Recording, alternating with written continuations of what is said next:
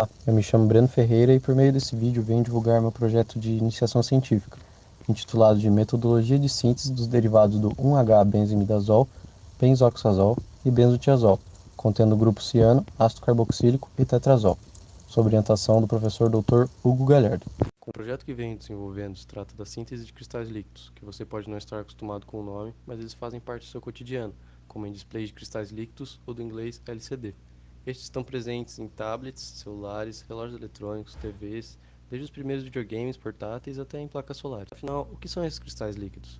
Descobertos em 1888 por Friedrich Heinzer, um químico alemão que estava estudando o derivado do colesterol, observou que ao determinar o ponto de fusão da substância que ele gostaria de purificar, ele observava dois pontos de fusão, um em que o sólido se transformava em um líquido turvo e o segundo em que este líquido turvo se tornava translúcido. Primeiramente, ele achava que o composto estava impuro, porém, todas as suas tentativas em purificá-lo, sempre dois pontos de fusão eram constatados. Intrigado com esse comportamento, enviou uma amostra para o físico Otto Liebmann, especialista da época em óptica de cristais. Liebmann então observava ao colocar uma amostra em um microscópio óptico acoplado a dois polarizadores de luz que o líquido turvo possuía uma ordem nunca vista antes, com texturas únicas conforme a temperatura aumentava. Em contraponto, o líquido transparente possuía uma desordem característica de um líquido isotrópico. Foi então que Liebmann concluiu que o líquido turvo era um novo estado da matéria, denominando-o cristal fluido. Conforme os estudos de Liebmann avançavam, ele observou que esse estado da matéria era um estado transitório entre sólido e líquido, compartilhando características de ambos, como a ordem de um cristal e a fluidez de um líquido, porém, com comportamentos únicos deste novo estado da matéria. Ao longo de anos de estudo desses cristais, foram criadas duas grandes classes, os cristais líquidos liotrópicos, em que se atinge esta fase da matéria por meio da variação da concentração da molécula em determinado solvente, e pode ser observado na imagem esquerda, e os termotrópicos, em que o próprio nome já incita, consegue-se atingir a fase líquido-cristalina por meio da variação da temperatura. Para que uma molécula seja cristal líquido, ela precisa apresentar algumas características, como um centro rígido em seu interior, como anéis benzênicos condensados e cadeias maleáveis em suas extremidades, como cadeias alquílicas. Outra característica é denominada anisometria molecular, em que um dos seus eixos da molécula precisa ser bem diferente dos outros dois, como por exemplo nas imagens do centro, em que um dos eixos é bem menor do que os outros dois, fazendo com que a molécula se pareça com um disco, denominando cristais líquidos discóticos. E na imagem da direita, em que um dos eixos é muito maior que os outros dois, se assemelhando a um bastão, essas moléculas são denominadas cristais líquidos calamíticos. Os cristais líquidos termotrópicos calamíticos serão o enfoque desse trabalho. Aprofundando-se um pouco mais no assunto, ainda consegue-se classificar o tipo de organização dentro da fase líquido cristalina, também denominada mesofase. Essas organizações podem ser chamadas de esmética, quando há uma orientação vetorial e posicional de curto alcance. Aumentando a temperatura, pode-se entrar na fase nemática, quando há somente orientação vetorial, perdendo-se a ordem posicional, como exemplifica a figura superior. E caso a amostra continue com aquecimento, ela entrará na fase líquido isotrópico. E no caso dos discóticos, ainda há um tipo de organização chamada de colunar, que é devido às interações pi-pi-stack, e pode assumir várias formas, como hexagonal, retangular e oblíquo.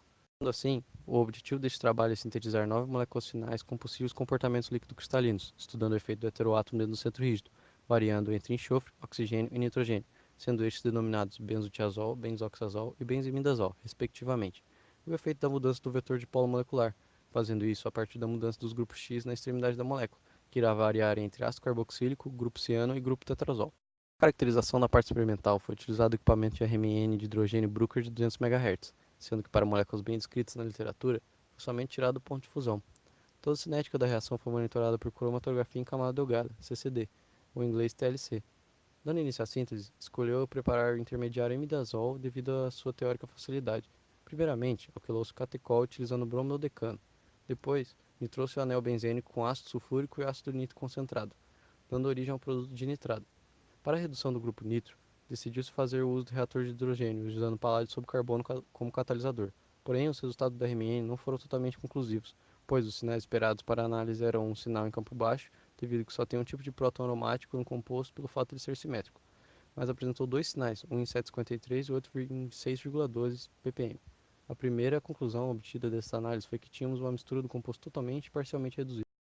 A análise do composto apresentou uma banda desdobrada em 3.449,06 cm-1, que é característica de aminas primárias. Porém, o sinal de aminas benzílicas costuma ficar em 1.250 e 1.350 cm-1, e cloridrato de aminas, que é uma banda larga em 3.000 cm-1, não aparece. Além disso, o sinal de estiramento dos grupos nitro em 1.350 e 1.520 cm-1 não é observado. o qual nos pode indicar a redução dos grupos nitro para gerar os grupos amino. Portanto, com as informações coletadas por infravermelho, podemos concluir que tem-se o grupo amino no composto, porém, existe a dúvida sobre ter um ou dois grupos. Para poder determinar a geração do composto imidazol, decidiu-se continuar com a obtenção de um derivado do 1H-benzoimidazol, onde a formação deste nos confirmaria o composto imidazol. Caso contrário, seria o composto parcialmente reduzido. Para isso foi primeiramente gerado o cloreto ácido ácido 4-nitrobenzoico, como é mostrado na figura acima da RMN, seguido da reação do cloreto ácido com o composto em questão, resultando no RMN mostrado. O RMN de hidrogênio apresenta 5 sinais em campo baixo: 11,92, 8,62, 8,40, 8,17 e 7,75, sendo esperadas 3 sinais nessa região pela formação do 1H-benzoimidazol. Com este fato, conclui-se que o produto em questão não é o esperado e trata-se da amida que provém do composto parcialmente reduzido.